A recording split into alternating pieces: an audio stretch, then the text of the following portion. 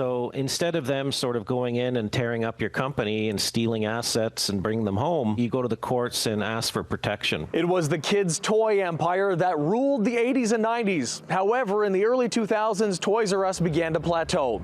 You'll probably remember back in 2018, all U.S. operations were permanently shuttered, with the Canadian arm of the company spinning off into its own separate entity.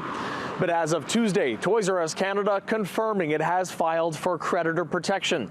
This after just last year, the company announced it would downsize its operations, closing dozens of stores throughout 2025. You are now more likely to find one of these, an empty former location still architecturally recognizable as Toys R Us, than an actual operating store.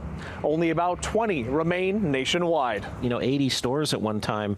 They've closed about 50 stores in the last year or two. Bruce Winder is a retail analyst based in Toronto. I guess they could get smaller than this potentially. He says typically a company in creditor protection tries to rebound by laying off staff and closing unprofitable stores, but it's an uphill battle. There's a remote chance, I think, maybe a little more than remote, that someone buys them and tries to fix it.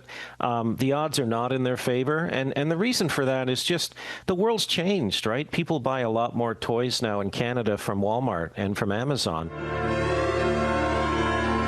But there's another factor at play that we saw when Hudson's Bay closed: nostalgia. There are countless videos just like these hitting viewers with the feels over the decline of Toys R Us. So nostalgia is feeling of touch. It's sensitive to time, particular periods of our life. Gerald Kupchik is a professor of psychology with the University of Toronto. He says the feeling you may be having isn't surprising, describing it as two-pronged. The first being we tend to cherish memories of doing things we like with people that matter to us, like shopping for toys with parents or kids.